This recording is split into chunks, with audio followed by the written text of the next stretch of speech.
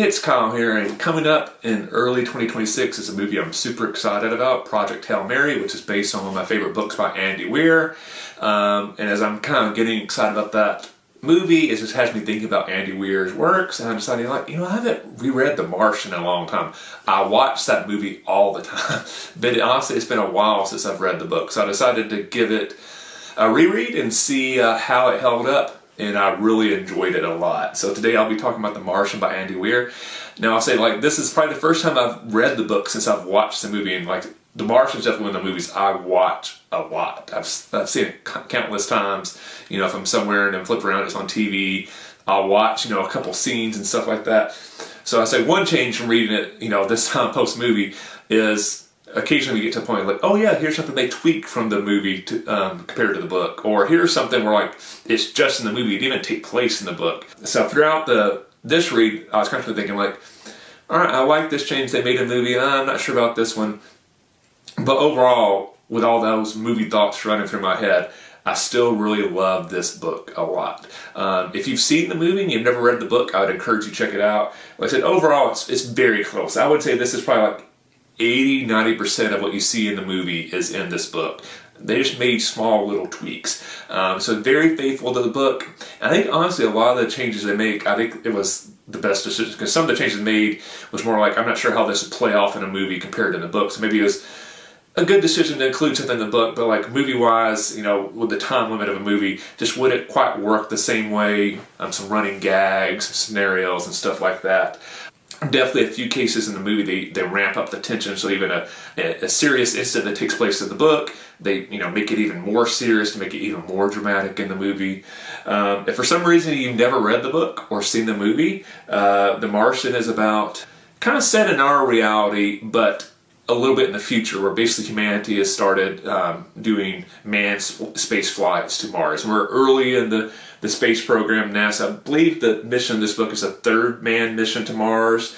And during the early stages of this third mission, a storm comes up, forces the astronauts to evacuate. One of the astronauts is basically seriously injured in trying to evacuate, and is basically blown away by the storm, and the other astronauts cannot find him in the dust storm and have to abandon him because they believe he is dead.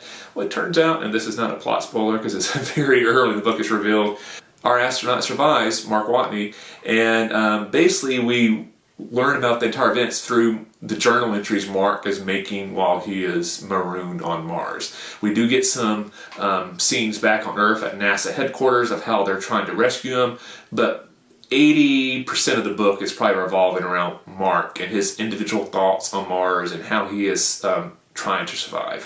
One thing Andy Weir does great is grounding his stories in science, so they all feel very realistic. So even though we have not went to Mars, we're not going to Mars, in the immediate, next year. It's not like this is something tomorrow we're going to Mars. Could happen sometime in the future, but it's not an immediate thing that's going to happen in the next couple of years, probably. But the way this book is written, because Andy Weir is really grounded into science that relates to our own world, it feels like this is something that could be happening tomorrow. And a lot of times when you have these books that are kind of supposed to be realistic, but they have a sci-fi element, they almost feel too sci-fi, and it doesn't feel like it really relates to our reality in any meaningful way. I would go to something like Interstellar, where you just I don't know if the technology in Interstellar, that doesn't really seem like something we're going to accomplish on our planet anytime soon. The Martian actually feels all the technology they depict in this feels like something that could happen. The stuff that he experiences on Mars, although not 100% accurate, is accurate enough that it feels realistic. So it feels more grounded in reality, and it just makes it feel like you're almost reading journal entries from an actual historical event and not a novel. And I think that's Andy Weir's trick of making it feel realistic, making it entertaining, and you feel I'm actually reading about a real event, not a completely made up scenario. I would say if you like stuff like Castaway, that classic movie, you'll like The Martian. I would say if you like any type of story, like Into Thin Air is a good example, that put somebody in an extreme survival situation and seeing how they react and how they make it. you'll enjoy The Martian. If you like sci-fi, I think you'll like The Martian. The Martian, either the book or movie, I would highly recommend it. To me, it's one of the best movies in the last couple of decades. The Martian is one of my favorite books in the last couple of decades. So both get my recommendations for sure, and I'm really glad that now that I've reread The Martian, it held up. Sometimes when you read a book a second time, especially after several years, you're like, I'm not sure how much I like it anymore. Maybe the initial read, you get that first initial like, oh, this is all new, but once you reread it, you start seeing the holes in the story, and it's not quite as entertaining the second time. I found this really as entertaining the second time. So I would certainly recommend The Martian by Andy Weir.